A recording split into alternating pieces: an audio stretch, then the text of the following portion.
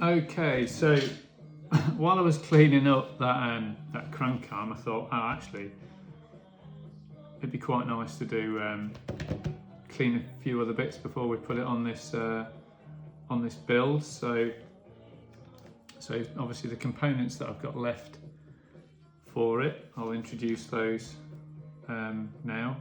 So I've got a Campagnolo Nuovo Record rear derailleur. It's not too bad, to be honest. I've given it a brief rub up with a rag, and there's just a few sort of deep muck areas in and around that we can do something about. Again, you know, the purpose of this bike is to not look stunning and nickable, so I don't want to get too mad. But it's quite a nice little look at the components. This is the Nuovo Record, was a really super successful group set, derailleur set from Campagnolo, from sort of late 60s into the 70s, and then Super Record came along, but this remained as a kind of, I don't know, mid-level sort of derailleur set. So I've got that needs a little clean up. I've got what's going to go on the front of my box of bits. So yeah, so there's a front derailleur. This looks worse than it is actually. It's just stained really. This is again had a cursory clean, but nothing deep. You can see the little Campagnolo logo, really cute, just stamped in there. I think this one's a little bit older. I think this is Nuovo, but one of the early ones. So I'm not sure, but I suspect this is definitely 60s, 1960s. Then you've got the little clamp there to go onto the frame, thus, and we'll put him on in a while. Again, not too bad. I'm not really too bothered about cleaning them up too much more. We've got the brakes. Now these brakes are interesting because these are universal, and as the name implies, they're pretty universally used. They're not an entry level, but I mean they're good quality bits of kit, but they weren't the expensive Campagnolo, you know, which the bike races of the day, of the era, were using. So these are a little bit cheaper, and would have gone on, you know, many a kind of, if you went to buy a bike from a shop, you know, and you paid sort of mid money, you know, you have these universal brakes on it. And this one's actually got the year 77 stamped on, so this is a little bit later. And what we've got here, for the restorations that I've done previously, I've really gone to town and I've taken all of the components apart. I've unsprung these. I'm not going to go into that depth for these. These have got pretty horrible brake pads, blocks in here. The fins that are just used for adjustment had it. I mean, they are rusty, and I can get the worst of that rust off, no doubt about it. But in fact, to tell you what, that might be a really good demonstration of how to get rust off a thing. So we'll do that, but I probably won't end up using these blocks. I've got a little selection of blocks. I suspect these have probably been put on at some point because the blocks that come with these are rubbish, very hard rubber.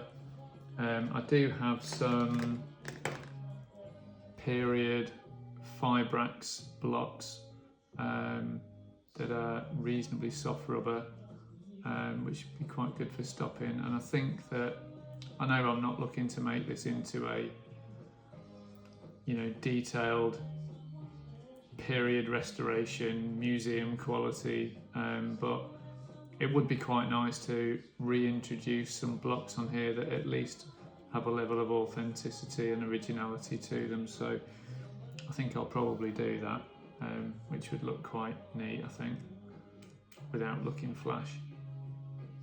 Okay, so yeah, so let's have a little go at cleaning it. I'll just give a little demonstration of removing rust using these, in the hope that they might be retrievable. As you can see, they are proper brown.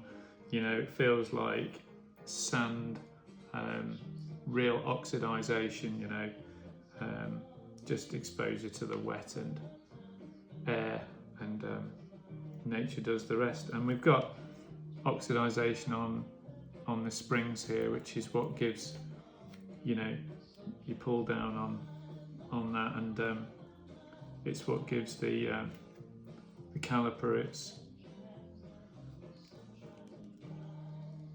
its action.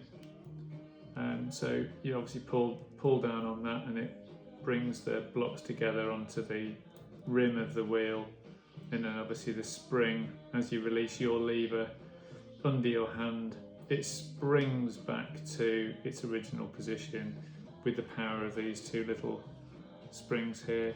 In fact, it's a continual spring that's just been wrapped, and it's through that nut there. So we'll see if we can eradicate some of the rust on there as well. So let's have a little go. So just very quickly then, just for fun. So you can use white vinegar for this, you can use water, but frankly anything wet kind of will do. And we're going to just use some tin foil straight out the drawer, straight out the kitchen cupboard. Doesn't honestly matter which side you use. And what you're thinking, well, you know, how's this going to work? Well, the reality is it's all about the irons. So there's, you know, the electrical sort of charge, the ions between this and this component will chemically react and will allow this oxidization to be removed. It's really uncanny when it works well. So I'm just going to damp those, and I'll give those springs a bit of a damp as well.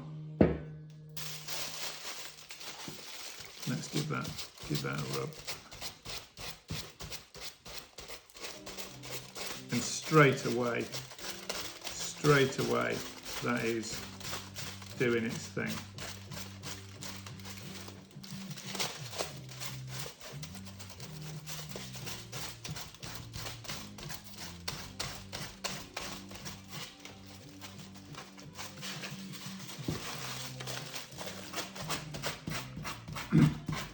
And the silver foil scrunches up and becomes like a little solid block in your hand eventually. So you have to go through a bit of it. But it's cheap, isn't it? You know, let's face it. So, and we'll rub away. Just a bit of patience, listening to a bit of good music.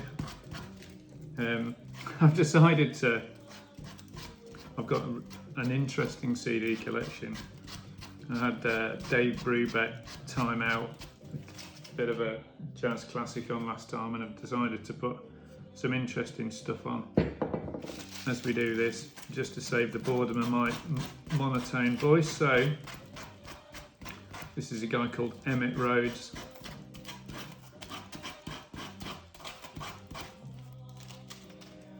So you can see, I've got a long way to go on this, but you can see that the grit's going, and the silveriness of the original steel underneath that is just starting to come through. Yeah, no, I think this is, like I said, I think this is too far gone to make this a, you know, back to silver resto.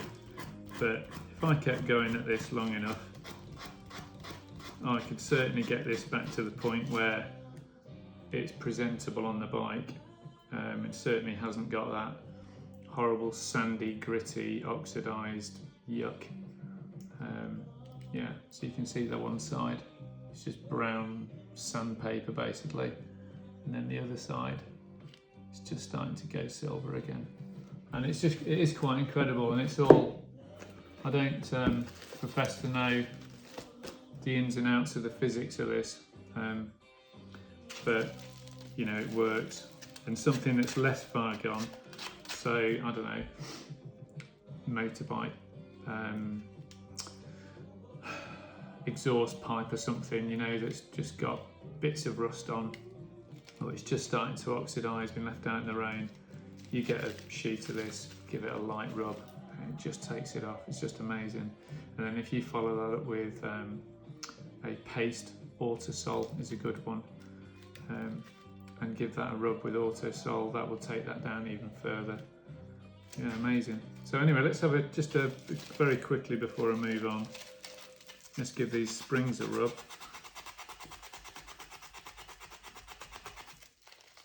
Yeah, here we go.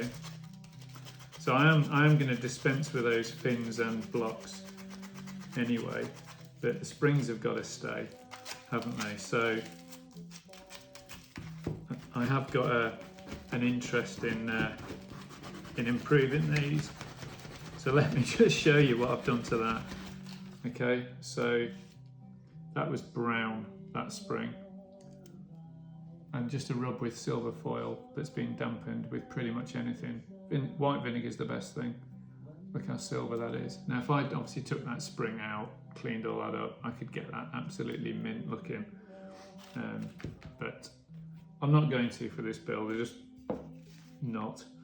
And all that crud and, you know, dried on crap in there.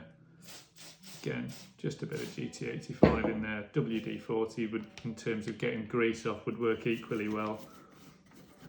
And I'm just rubbing that with my wife's old toothbrush in there. Just in and around where that horrible, you know, what looked like completely glued in, gunged up forever mess existed before. That is now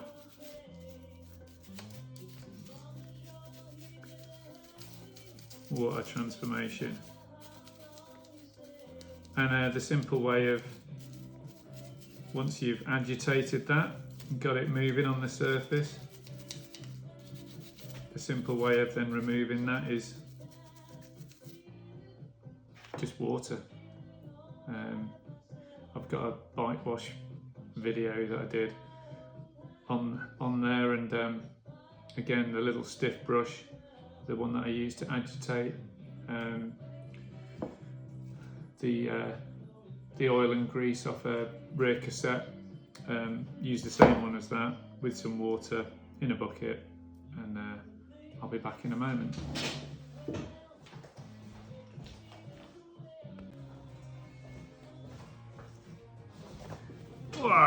There we go. I've just taken that that pair of nasty brake blocks off that, and I've literally just given this whole thing a run round with silver foil and GT85 into all the nooks and crannies with a old toothbrush, and yeah, and I'm pretty pleased with that. I've literally just gone out to a bucket, very soapy water, and yeah, quite happy to use just normal washing up liquid for that, real deep grease in that. We're going to take it off the surface, aren't we, afterwards, so by rubbing it all off with a cloth. So happy that's not going to cause any further corrosion. And you know, what's that taken me? What, 5 minutes?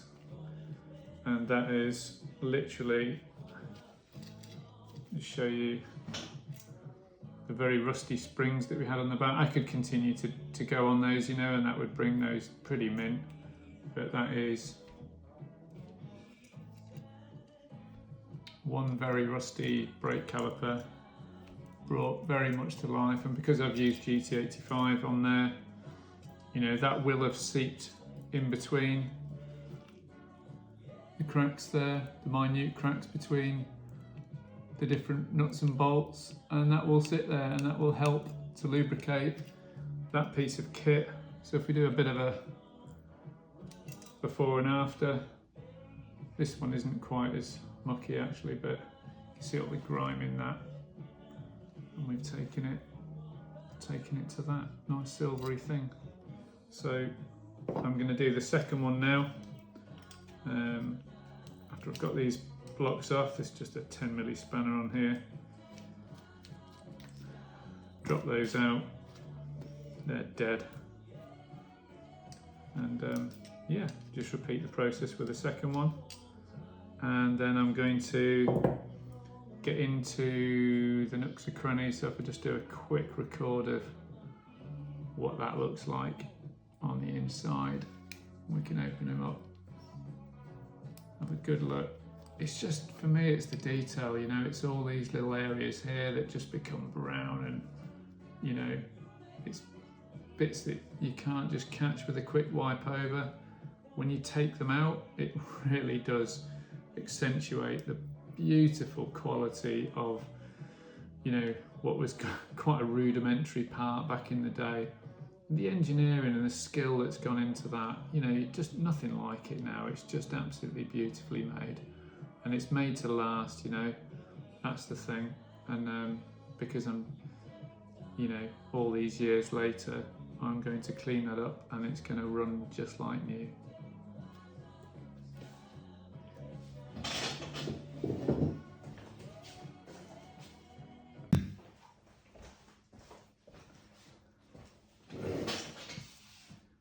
So there we go, just another 5 minutes or so cleaning off those derailleurs and that other brake, and what a transformation. Like I say, if I was going to go to town with this, you know, if I wanted a really mint restoration, this whole thing would be in little pieces and it would take me a good while, and I'd obviously take the jockey wheels out and so on, but they're spinning really nice and freely, and you know, there's some chain shape still on those jockey wheels, so I'm quite happy with the condition of those for the purpose of this, which, like I say, is going to be for a run around bike back into town, to the gym and so on. You know, I want to make it look nice without making it look too appealing, and there's some nice detail as, you know, come out when you start cleaning these things. I mean, look at that. Look at the beautiful heart shape that they've made out of that on either end. And, you know, you can now see Brevett Campagnolo in there. And then, what else did we have? Oh yeah, that's quite nice. Inside here you have got the detail on, where is it? There it is. There you go. Pattern 82. So there we have the year of this one's manufacturer. So this one's quite a late Nuovo record variant, and there's various, it's all on Tinternet. There's various ways of determining what you've got. Most of these things have got stamps somewhere to show you what they are, but it's like on the cranks, for example, on the inside of the cranks you have there's a code and the various letters, and you look at whatever the letter is and it'll tell you what year that's from. All these sneaky little ways of telling, you know, what's authentic for the period of your bike and what isn't, that people get really into it. But for this, you know, I've got a nice mixture of 60s, 70s and clearly an 80s part there. And although, you know, it's all going to, because they didn't change the design of these things much over the years, it's all going to look like matching Campagnolo componentry. This is the front mech. I wasn't going to bother with this, but I've given it a bit of a scrub with hot soapy water, and after using the old GT85 and giving it a bit of a deeper clean with a toothbrush, 2-minute job. Again, I would strip that down meticulously. I would take all of the little pin screws and so on, or the adjuster screws out of there. All these little tiny bolts, the springs, on other restorations that I've done, you know, all that's been taken out and everything's been deep cleaned and taken back to, you know, its original patina. So that's smart enough. That'll look nice on the bike. And here's the other, just give this a rub with a rag, and here's the other brake caliper, our universal number 77 brake caliper, and you know, that was really grimy and the springs were rusty. We've taken that off with good old trusty silver foil, and although again that's not perfect, I could have quite easily just popped the springs out of there and taken this completely apart, but that's not what this build's about. So just give you a quick look at that. You know, that's now a lovely shiny looking caliper on the bike. That'll look terrific. And yeah, we're just going to put on some new old stock, as they say, NOS, if you ever see that on your adverts for vintage componentry on eBay. NOS, new old stock brake blocks. I think these are made by, this is a Fibrax, but you know, once they go on, they will look really nice without looking too nice or Gucci. So yeah, so it's really easy. Someone like me who had absolutely no experience with this stuff, you know, a few years ago, just start taking things apart, finding different ways of cleaning them. You know, you can have a lot of fun, huge amount of satisfaction bringing something that is, you know, 50 years old back to good as new, perfect functionality, and yeah, just such a joy to use this stuff because it's got a feel to it. You know, you can actually, you know, the sounds of this stuff, you know, purring away as you go down the road, it's just absolutely beautiful, and yeah, it's what keeps me hooked. Anyway, thanks for listening. Next video, video 3 around this build, we'll start to put all of this stuff back on the frame. See you then.